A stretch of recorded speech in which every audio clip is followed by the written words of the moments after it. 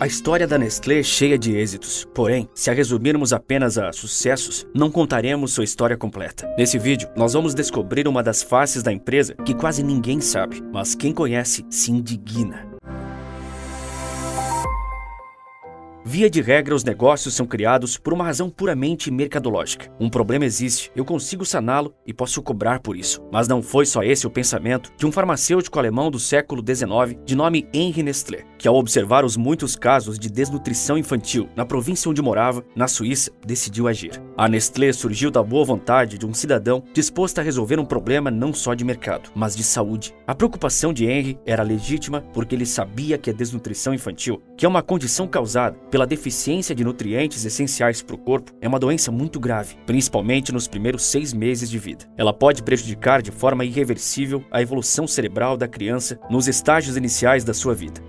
O desmame precoce, a falta de higiene com alimentos e a recorrência de infecções intestinais causadas pela falta de saneamento são fatores que acentuam ainda mais os quadros da desnutrição infantil. Cenários assim, no que se refere ao saneamento e à higiene, eram muito mais comuns 50 anos atrás do que são hoje, principalmente em determinadas regiões do mundo, como já vamos ver. Mas voltando para a Suíça do século XIX, os profissionais de saúde começaram a perceber que muito mais crianças que não podiam tomar o leite materno do que era esperado. E o leite da mãe é fundamental para a saúde do bebê. Só que ao invés de casos muito isolados, 10 a cada 100 crianças que nasciam, por alguma razão, não podiam ser amamentados. Seja pela mãe não conseguir produzir o leite ou pelo bebê não conseguir sugar do seu seio. Mais comum, em casos mais extremos em recém-nascidos. Diante disso, Henri Nestlé, com sua experiência no ramo farmacêutico, criou uma fórmula que combinava leite de vaca em pó, farinha de trigo, açúcar e algumas vitaminas, e criou o primeiro leite artificial para bebês. Mas Henri não estava só nessa empreitada. Jean Balthasar Schnetzler, cientista em nutrição humana, o ajudou a retirar o ácido e o amido da farinha de trigo, já que para os bebês fazerem a digestão dessas substâncias é bem mais difícil. O produto podia ser preparado pela simples adição de água, e assim foi criada a primeira fórmula de leite infantil, a farinha láctea, que podemos comprar até hoje em qualquer mercado. Criada para atender, para ajudar na nutrição das crianças, esse foi o primeiro produto da Nestlé. Foi com ele que Henri fundou sua empresa. Não demorou para que a farinha láctea Nestlé fosse vendida por toda a Europa. A essa altura, o sucesso da fórmula infantil de Henri já havia acarretado a criação da primeira fábrica da marca em 1866. Com os lucros, o fundador prezava pela boa higiene nas instalações da planta, de forma a garantir que as crianças recebessem um produto de qualidade e que não prejudicasse de forma alguma sua saúde. Aqui entra uma curiosidade. A palavra Nestlé significa ninho ou aninhar, em várias línguas, como o alemão e o francês. Daí veio o icônico logotipo de um ninho com passarinhos. Henri Nestlé se via como se estivesse, de alguma forma, aninhando, acalentando as crianças, cuidando delas com seus produtos. Mal sabia ele o que sua própria empresa faria anos depois. Ele faleceu em 1890, já depois de ter vendido a Nestlé para seus sócios. Mas antes de se desfazer da companhia, Henri Nestlé tinha criado o leite condensado moça, que tinha inclusive sido essencial no desenvolvimento do chocolate ao leite. E o leite moça também foi o responsável pela primeira grande disputa da Nestlé, pois ela passou a competir com a Anglo-Swiss Milk Company, uma gigante da época. Mas a concorrência não durou muito, pois as duas companhias se fundiram em 1905. O período entre guerras marcou uma ascensão contínua da companhia, que apesar de estar diversificando seu portfólio, ainda focava em produtos alimentícios infantis, como o Pelargon e o fatídico Lactogen, do qual ainda vou falar muito. Após a Segunda Grande Guerra, todo mundo, incluindo a companhia, experimentaram uma prosperidade incrível e os mais variados produtos alimentícios da Nestlé se tornaram cada vez mais os xodós do público. Afinal, era gostoso e prático, não há nada melhor. Na década de 70, um relatório de uma ONG de caridade na Inglaterra, chamada War Won't Want, foi publicado com o nome The Baby Killer, cuja tradução livre seria Exterminador de Bebês. Era um documento que expunha as mazelas feitas pela mais querida indústria de alimentos do mundo na sua promoção de aleitamento infantil em países do terceiro mundo. Na mesma época, foi lançado um documentário intitulado Bottle Babies, tradução livre Bebês de Mamadeira, que carregava um conteúdo similar ao do relatório. O documentário e o relatório tinham uma coisa em comum: acusações gravíssimas contra a Nestlé, que revelaram ao mundo uma verdade perturbadora que mancharia eternamente o legado de uma empresa que se esqueceu por que havia sido fundada. O relatório da War Won't Want tratava da incidência de uma doença que já era conhecida por médicos de várias partes da África como síndrome Lactogen. E só como para te lembrar LHA, Lactogen, é a fórmula infantil da Nestlé. A Nestlé fez de tudo para o documentário não se espalhar, o que era simples numa época sem internet, e desprezou o relatório até o momento em que ele foi traduzido para o alemão com o título Nestlé extermina bebês, na língua germânica, pela ONG suíça Arbeitsgruppe. Depois disso, ativistas alemães que leram o relatório colocaram telões na porta da fábrica que produzia o leite artificial com destino à África, e a fábrica parou. Só depois disso que o conglomerado decidiu processar a ONG War on Want. Durante o processo, a defesa da ONG conseguiu apresentar uma riqueza de evidências que esmiuçaram o marketing repulsivo da Nestlé na promoção do Lactogen. Um marketing sujo que moveu montanhas de dinheiro e, o pior, moveu mães. A fórmula já tinha ganhado o mercado americano com uma propaganda maciça, tanto que se calcula que 75% dos bebês americanos a consumiram como suplemento alimentar nos anos 1970. E nesse segmento, a Nestlé era líder disparada com a marca Lactogen. O problema, aos olhos da companhia, é que no máximo 1/3 dessas mulheres precisava complementar a alimentação ou substituir a amamentação pelo leite artificial. Mas eles queriam muito mais público, muito mais dinheiro.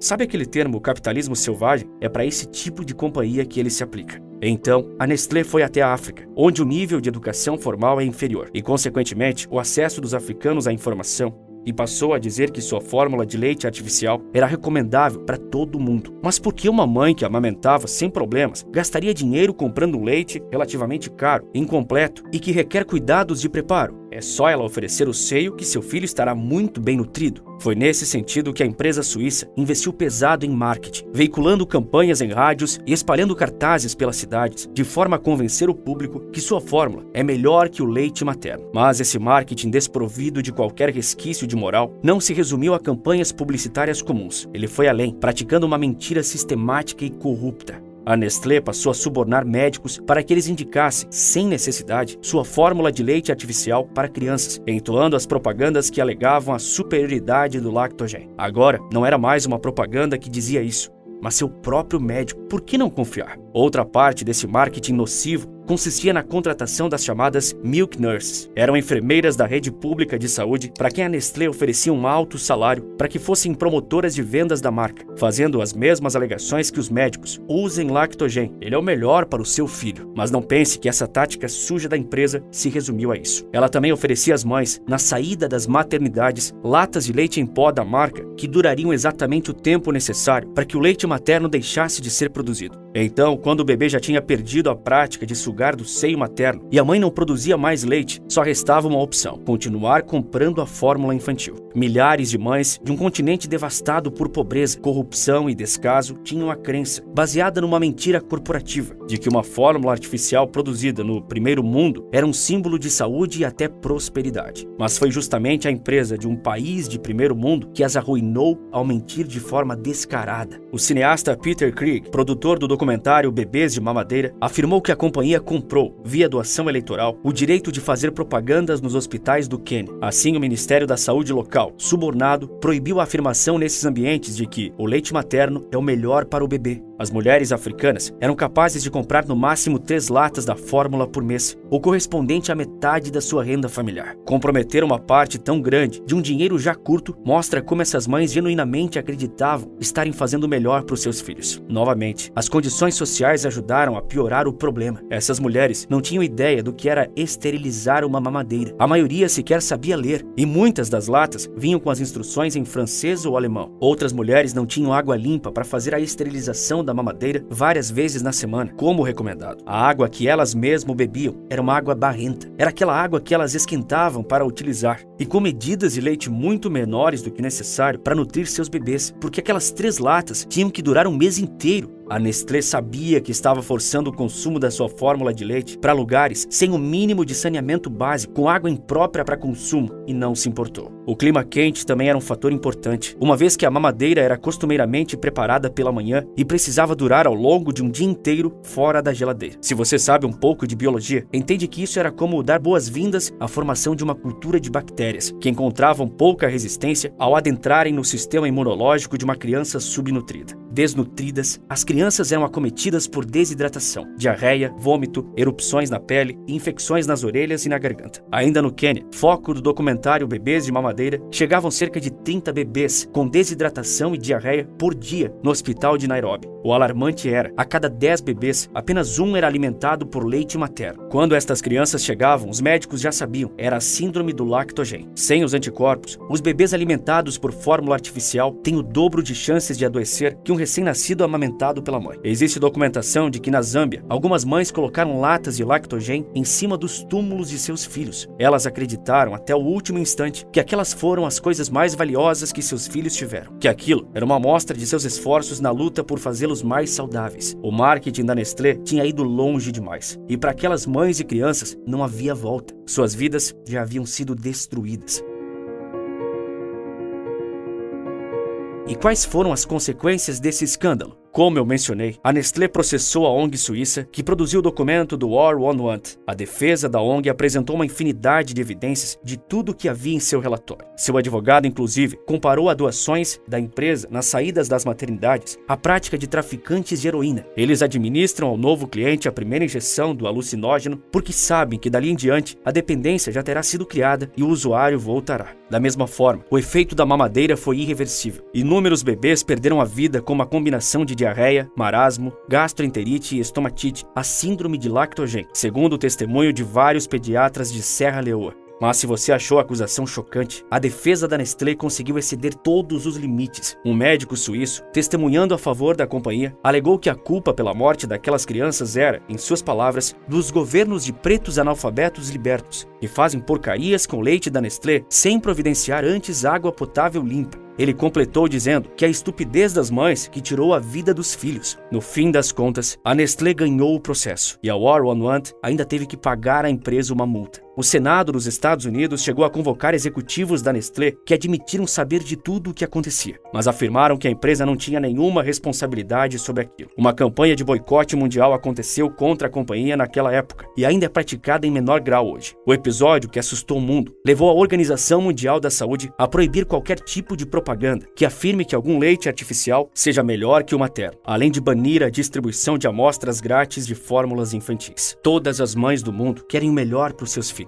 Mesmo errando, elas erram acreditando que estão fazendo certo. Nenhuma dessas mulheres faria isso se não tivesse recebido uma exposição excessiva e hedionda à propaganda da fórmula de leite artificial décadas atrás. Hoje, mais de 50 anos após esse escândalo, a Nestlé é a maior empresa de bebidas e alimentos do mundo inteiro. O lucro tão ferozmente buscado foi obtido. Mas o que Henry pensaria sobre as atitudes vergonhosas que a empresa que leva seu nome tomou?